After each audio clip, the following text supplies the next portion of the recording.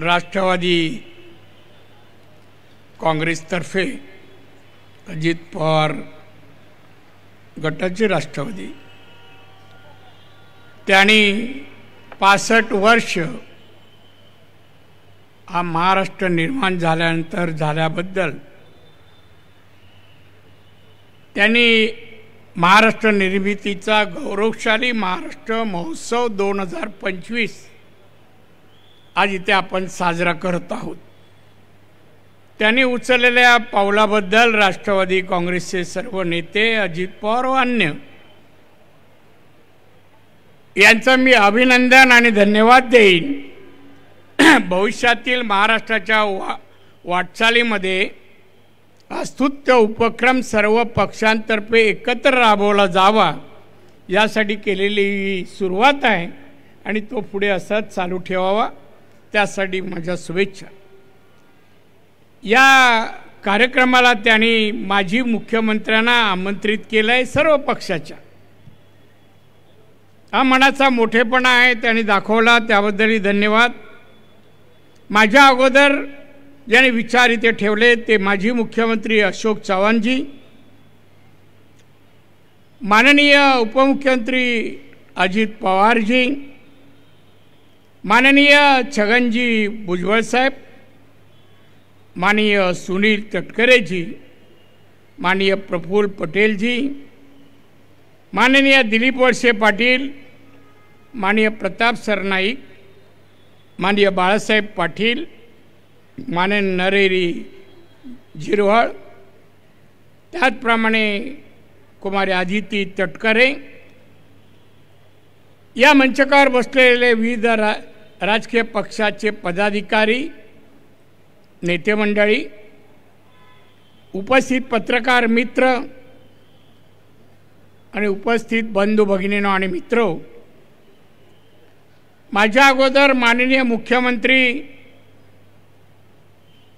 श्रीयुत देवेंद्र फडणवीस यांचं भाषण झालं।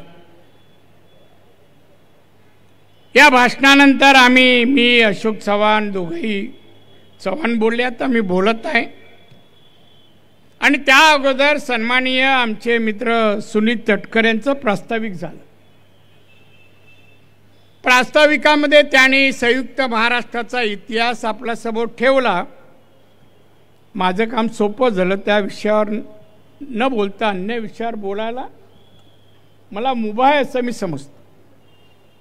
संयुक्त महाराष्ट्र लढा आणि महाराष्ट्र निर्मिती हा इतिहास गेले 65 वर्ष आपण ऐकतो आहोत। 65 वर्ष त्या इतिहासापासून काय बोध घेतला आणि महाराष्ट्र घडवायला आपण सर्वांनी काय काय योगदान दिलं याचं आत्मपरीक्षण करण्यासाठी मी सांगेन राष्ट्रवादीने आपल्याला ही संधी दिली आहे असं माझं प्रामाणिक मत आहे।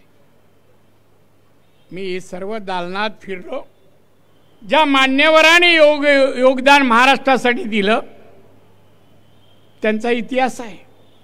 आपण सर्व नतमस्तक आहोत त्यांच्यासमोर, पण त्यांच्या कार्यापैकी आपली नैतिक जबाबदारी काय पुढे आहे ती आपण स्वीकारली आहे का?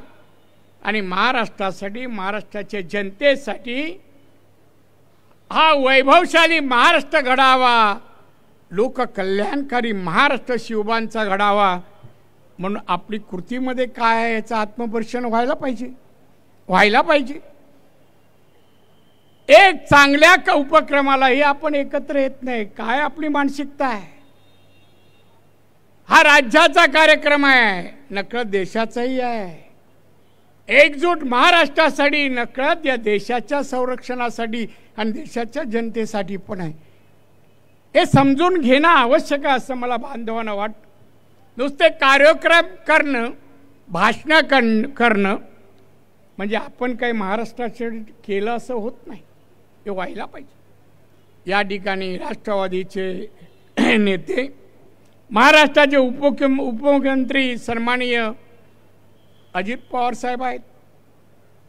साहेब, तुमची नैतिक जबाबदारी या महाराष्ट्राला देवेंद्र आणि तुम्ही आणि एकनाथ शिंदे घेऊन जाण्याची जबाबदारी आहे। काही आकडेवारी मुद्दाम मी बोलणार, बाकीचा इतिहास सगळ्यांनी सांगितला, नाही सांगितलं तिथे परत जाऊन पाहता येईल, वाचता येईल.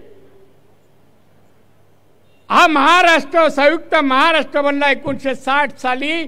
या मुंबईमध्ये मराठी माणूस 52% होता, 52%. माननीय अजित पवार साहेब आज फक्त 22% आहे, 22%. ही मराठी माणसाची अधोगती. आपण एवढे मुख्यमंत्री झालो, मग मराठी माणसं गेली कुठे याचा शोध आपण घ्यावा. आणि यासाठी कुठे कमी आपण पडलो, मी त्याच्यात आहे, कुठे कमी पडलो हे आपण पाहिलं पाहिजे, कुठे गेला. मला हेही सांगायचं आहे, हा महाराष्ट्र प्रगतशील महाराष्ट्र आम्हाला घडवायचं आहे, आता घडवतोय असं आपण वारंवार म्हणतो. आज आपल्या देशात दरडोई उत्पन्नामध्ये गोवा, सिक्कीम, तामिळनाडू, गुजरात, कर्नाटक पुढे आहे दरडोई उत्पन्नात. आपल्या लोकांचं उत्पन्न वाढावं. छत्रपती शिवाजी महाराजांच्या काळात हा लोककल्याणकारी महाराष्ट्र घडवायचा पण निर्धार महाराजांनी केला. एवढ्या वर्षानंतर 333 वर्षानंतर आपण घडवला का, आपल्या हातून का नाही झाला याचं आत्मपरीक्षण पण व्हायला पाहिजे. सत्तेवर बसलं, सत्ता केली, पद भूषवलं, अभिनंदन लोक करतील, पण पुढचा इतिहास आपल्या नावाने लिहिला जाणार. त्यात काय उल्लेख आपला होईल याचाही विचार करायला. आज आमच्या देशाचे पंतप्रधान वारंवार म्हणतात भारत जागतिक अर्थव्यवस्थेमध्ये 3ऱ्या क्रमांकावर लवकरच येतील. आज आपण 5व्या क्रमांकावर आहोत. 5व्या येतील म्हणतात आणि येणार आपण, पण त्यामध्ये माझा महाराष्ट्र कुठे हे आपण पाहिला पाहिजे. बांधवांनो, आज महाराष्ट्राची एक आकडेवारी सांगतो की 1960 साली पर कॅपिटल इन्कम महाराष्ट्राचा 576 होता, हायेस्ट होता. आज 2.5 लाख आहे, तरी आपल्या पुढे आहे. तेव्हा डॉलरचा भाव 40 रुपयात 4 रुपये होता, आज 85 रुपये आहे. या अर्थव्यवस्थेत महाराष्ट्र टिकेल, मराठी माणूस टिकेल. उद्योग धंद्यात मराठी माणूस कुठे? मी होतो उद्योग मंत्री केंद्राचा, नोकरीमध्ये, उद्योगामध्ये. या सगळ्याचं एकदा बसून थोडी चर्चा व्हायला पाहिजे. पहिली व्हायची सर्वपक्षीय नेत्यांची बैठक व्हायची, राज्याचा विचार, जनतेचा विचार. आता नाही. आज किती जणांना आमंत्रण दिलं आमच्या अजित पवार साहेबांनी, तटकरे साहेबांनी, किती आले.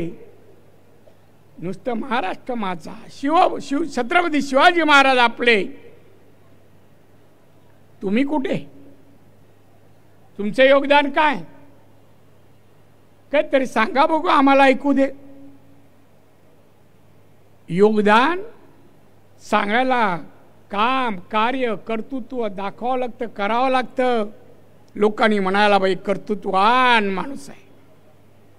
आणि म्हणून बांधवान माननीय अजित पवारांना मी सांगितलं, साहेब या महाराष्ट्राला घेऊन तुमच्या धमक आहे, घ्या सगळ्यांना बरोबर. आधी मराठी माणूस महाराष्ट्रात कुठे आणि मागे का, कधीतरी करा आत्मपरीक्षण करा आणि पुढे नेण्यासाठी दिशा ठरवा. एकत्रेची हाक द्या, नाही आले सोडून द्या, पण हाक द्या. जशी आज दिली ना, हे पहिलं तुमचं पाऊल आहे, पुढचं पडू दे. कोण नाही, आम्ही तरी बरोबर आहोत ना. आणि म्हणून शब्द भाषणाच्या पलीकडे कर्तृत्व येतं. मी काय करावं या महाराष्ट्रासाठी. महाराष्ट्र दरडोई उत्पन्नात, GDP मध्ये अन्य राज्यापेक्षा पुढे असला पाहिजे. गुंतवणूक दर उत्पन्नात दिसावी, गुंतवणूक GDP मधून दिसावी. आकडे नुसतं लाखात करोडोमध्ये सांगून उपयोग नाही, दिसली पाहिजे. गरिबी नष्ट करा, 12% असो, 9% असो, 10%. बेकारी संपवा, कुपोषित बालकांची संख्या 0 करा. हे आकडे दुःख देणारे आहेत. संपवा ना.